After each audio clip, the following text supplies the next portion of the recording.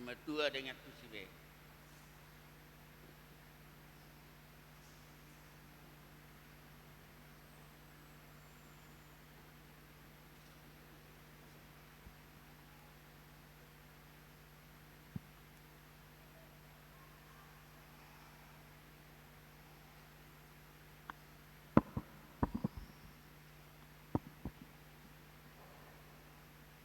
Soalnya dua kan nama tua.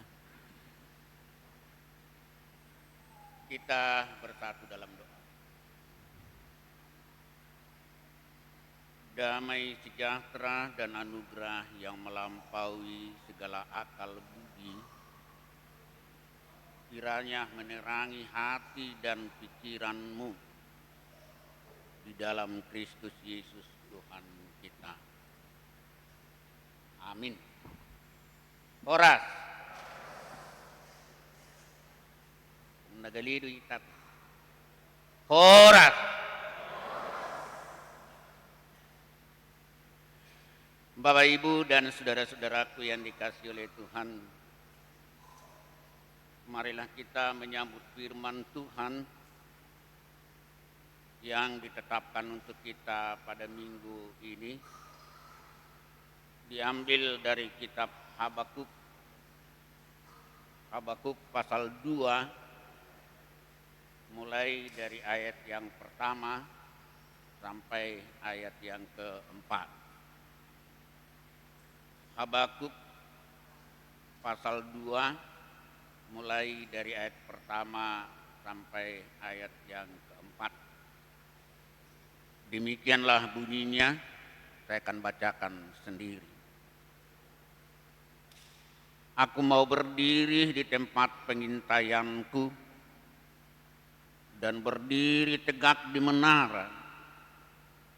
Aku mau meninjau dan menantikan apa yang akan difirmankannya kepadaku dan apa yang akan dijawabnya atas pengaduanku. Lalu Tuhan menjawab aku, demikian.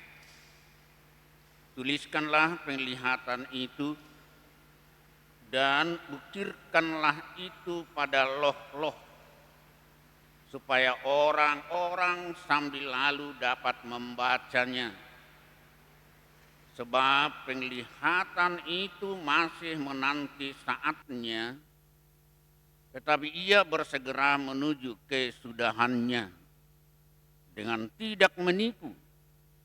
Apabila berlambat-lambat, nantikanlah itu, sebab itu sungguh-sungguh akan datang dan tidak akan bertangguh.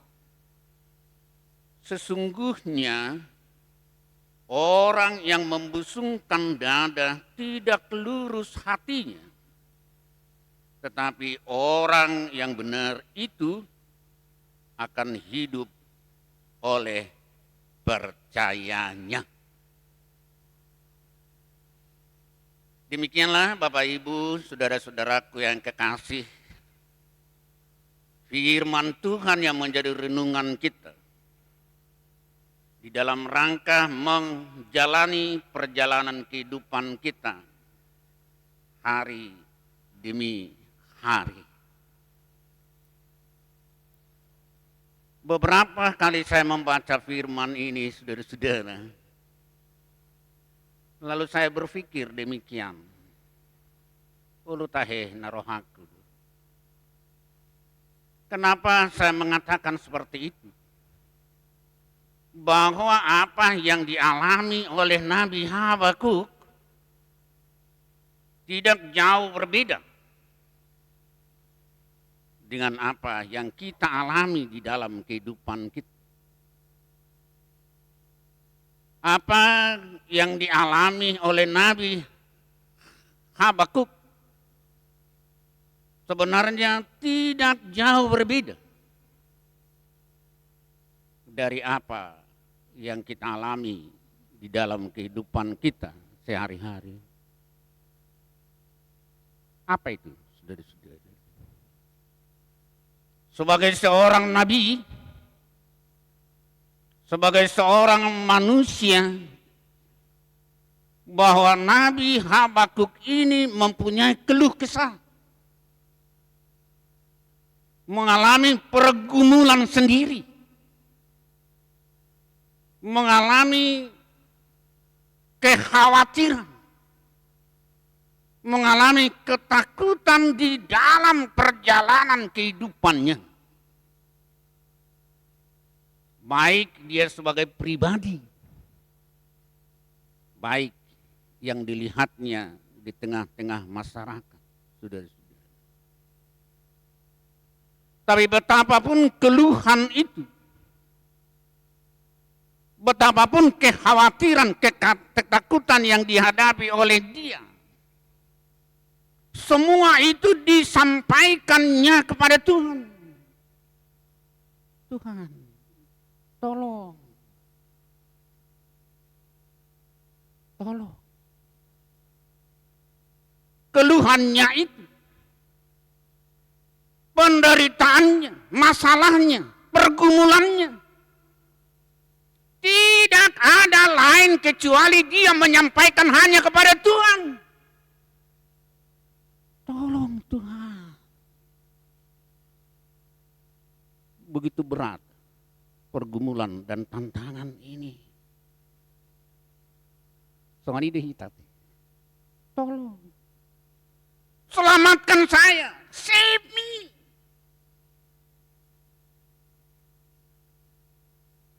Tetapi pengalaman Habakuk,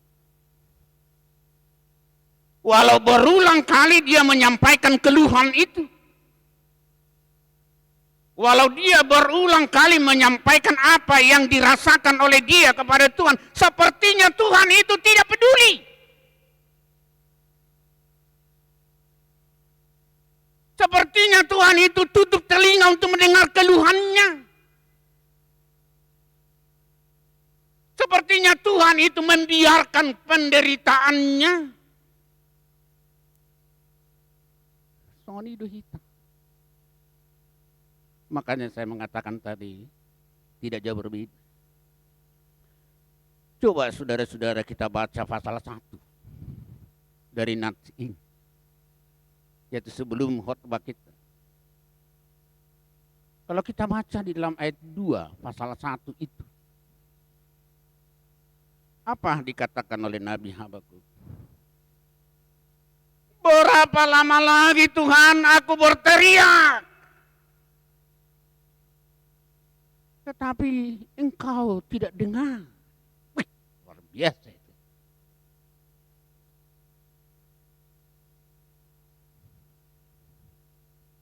Berapa kali Tuhan aku mau berteriak, tetapi engkau tidak dengar.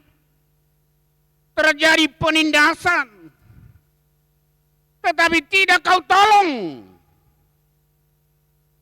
Terjadi kejahatan, terjadi kelaliman, aniaya, kekerasan, perbatasan, tetapi kau tidak peduli. Berapa lama lagi Tuhan saya berteriak? Kenapa engkau tidak menolong? Tidak jauh berbeda dengan apa yang kita alami. Di tengah-tengah kehidupan kita, saudara-saudara, betapa banyak hal yang kita alami. Kadang keluhan demi keluhan. Kadang tantangan dan lebih tantangan. Pergumulan demi pergumulan, dan kita sampaikan kepada Tuhan. Tetapi Tuhan itu sepertinya tutup. Sepertinya Tuhan itu tidak peduli dan membiarkan kita di dalam penderitaan. Apakah memang demikian, saudara-saudara? Apakah memang penderitaan kita tidak didengar oleh Tuhan? Apakah keluhan kita tidak dipedulikan oleh Tuhan? No.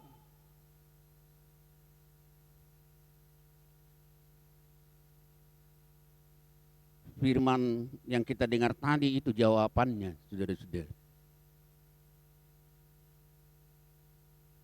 Walau Tuhan itu sepertinya tidak mendengar,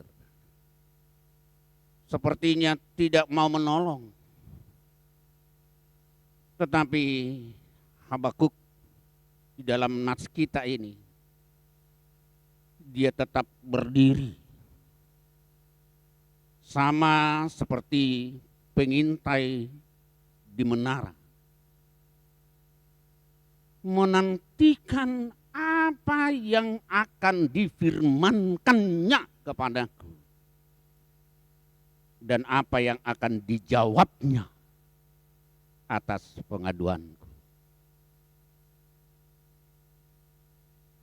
Walau kadangkala Habakuk itu merasakan betapa Tuhan itu tidak peduli. Tetapi Habakuk tetap setia. Menanti-nantikan apa yang akan difirmankan oleh Tuhan. Bagaimana jawaban Tuhan atas pergumulan yang disampaikan oleh dia. Dan benar. Di dalam ayat yang berikut, saudara-saudara, ayat 2 dikatakan dalam firman ini, lalu Tuhan menjawab aku. He answered. Apa jawab Tuhan? Hei Habakuk, tuliskanlah penglihatan-penglihatan itu dan ukirkanlah itu pada loh-loh supaya orang sambil lalu dapat melihatnya. Pergumulan-pergumulan yang kau alami itu, yang dialami oleh masyarakat, tuliskan supaya semua orang tahu. Semua orang dapat membaca. Dan ingat, kata Tuhan dalam ayat 3, penglihatan itu masih menanti saatnya. Wait, tunggu. Waktumu tidak sama dengan waktuku, kata Tuhan. Sama.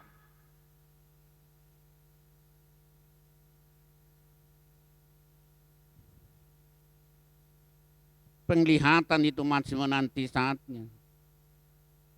Apa yang kau rasakan itu? Apa pergumulanmu? Apa masalah yang kau hadapi? Tunggu jawabnya. Nantikan saatnya. Tetapi yang jelas, kata Tuhan, bahwa orang benar itu akan hidup oleh percayanya. Itu yang pasti. Bahwa orang benar itu akan hidup sesuai dengan imannya sendiri. Nah, itulah topik minggu kita, saudara-saudara, pada hari ini. Bahwa orang benar akan hidup oleh imannya sendiri. Walau banyak tantangan. Walau banyak masalah. Walau banyak pergumulan. Tetapi orang yang benar akan hidup oleh iman.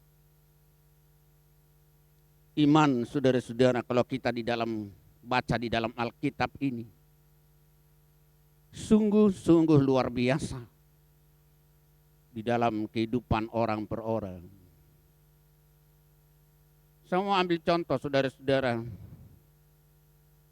khotbah kita pada minggu-minggu yang lalu. Itu kalau saya tidak lupa itu tanggal 8 September. Di sana Yesus pergi ke kota Tirus. Dan Yesus mau agar supaya tidak ada orang yang bisa mengetahui dia di sana. Karena Tirus itu adalah tempat orang sipilibigu, orang-orang kafir. Tetapi ada seorang perempuan, ibu-ibu. Masih ingat khotbah kita? Ada seorang ibu-ibu dari Sirofunisia, dari kota orang kafir itu datang kepada Yesus berkata, anak saya sedang dirasuk setan. Tolong bantu. Entah dari mana dia tahu Yesus datang ke sana. Tetapi dia datang kepada Yesus dengan sungguh-sungguh, tolong. Putri saya, anak saya dirasuk setan. Dan dia sangat-sangat menderita. Jawaban Yesus sungguh luar biasa. Hei ibu, ngapain kau datang? Biarlah anak-anak lebih dahulu kenyang. Sebab tidak patut mengambil roti yang disediakan bagi anak-anak, lalu diberikan kepada anjing. Wih, ngetamu deh teh. Igosa-gosa sibulis burukku. Ada hidup Yesus. Bah, edak tama buaton si pangano tidak dana keliano tuyang. Tapi apa kata perempuan itu? Ih dunia Tuhan. Alai dipangan biang itu. Namar dihan sian pamangan di deneki. Itu iman perempuan itu. Walau Yesus sepertinya tidak peduli. Bahkan Yesus mengatakan kata kasar. Maaf. Tidak baik mengambil makanan dari anak-anak memberikan kepada anjing. Engkau anjing. Tapi perempuan itu berkata, iya benar Tuhan. Tetapi anjing-anjing itu memakan sisa-sisa yang berjatuhan dari mulut anak-anak itu. Wih, luar biasa imannya. Apa kata Yesus? Pulanglah. Anakmu sudah sembuh. Iman. Saudara-saudara. Saya mau ambil contoh lagi. Ada seorang perempuan yang menderita 12 tahun pendarahan. Kalau kita baca dalam Markus pasal 5. Kemana-mana sudah dibawa. Bagaimana dia sembuh dari penyakit itu. 12 tahun menderita pendarahan, saudara-saudara. Tetapi dia mengetahui Yesus datang ke sana. Lalu dia mengatakan di dalam hatinya, aduh, asal ku jamah saja jubahnya, maka aku akan sembuh. Asal ku jamah saja jubahnya, aku akan sembuh. Benar. Perempuan yang menderita 12 tahun itu dari belakang menjamah jubah Yesus. Dan seketika itu Yesus mengetahuinya dan menoleh ke belakang. Imanmu menyembuhkan engkau. Imanmu menyembuhkan engkau. Berapa tahun sih penyakit yang kita alami? Sudah berapa tahun? Pak Utahayan. Berapa tahun penyakit yang kita alami? Berapa lama sih penderitaan yang kita alami dalam kehidupan kita? Kita sampaikan, kita keluhkan, kita doakan, kita teriakan kepada Tuhan. Tetapi kita merasa seperti Tuhan itu tidak peduli. Ingat, saudara-saudara, itu hanya menunggu waktu yang tepat. Sabar, sabar. Dan ingat, orang benar akan hidup oleh imannya sendiri. Iman itulah yang akan menjawab Iman itulah yang akan menolong. Iman itulah yang akan memberi solusi.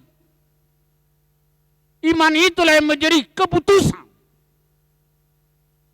untuk kita nikmati di dalam kehidupan kita.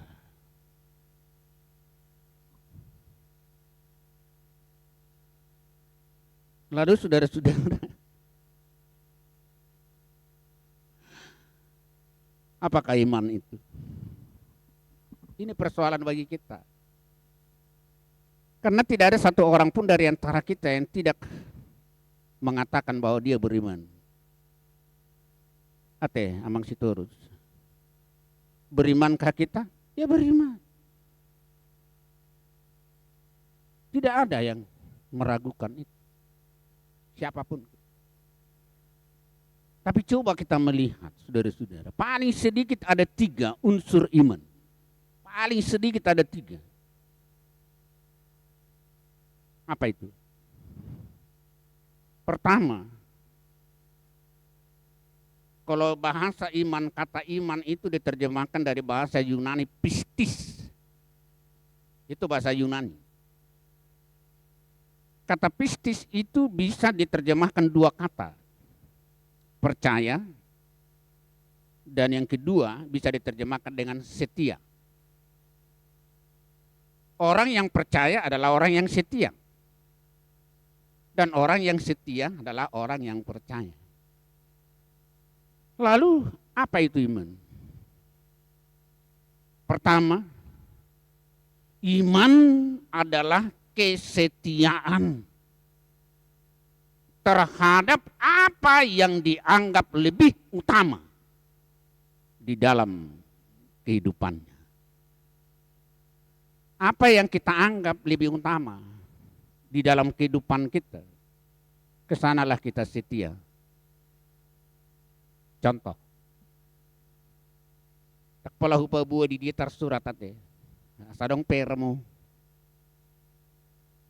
Pada suatu ketika ada seorang datang kepada Yesus, bertanya, Tuhan, apa sih yang akan aku lakukan supaya aku dapat memperoleh hidup yang kekal?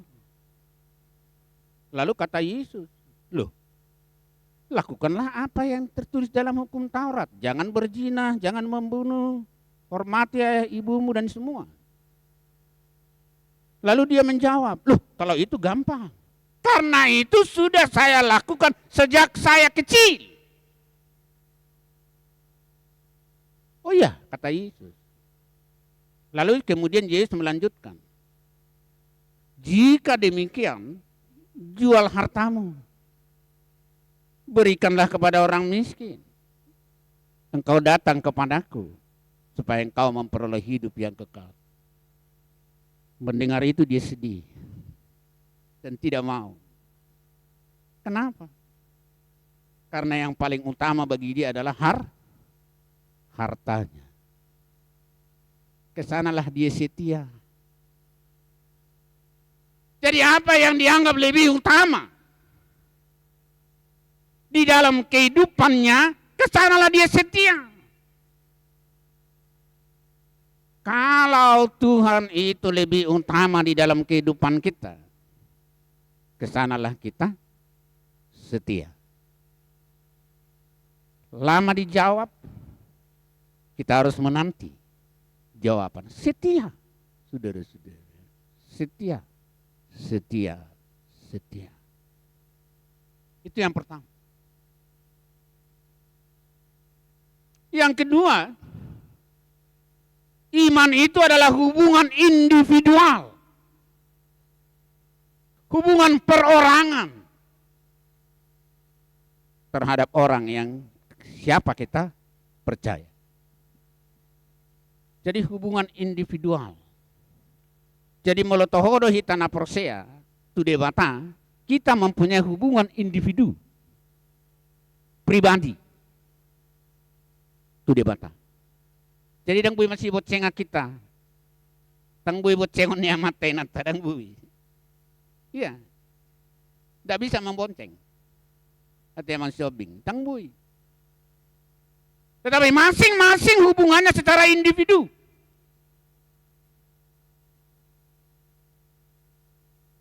Kita ingat Abraham.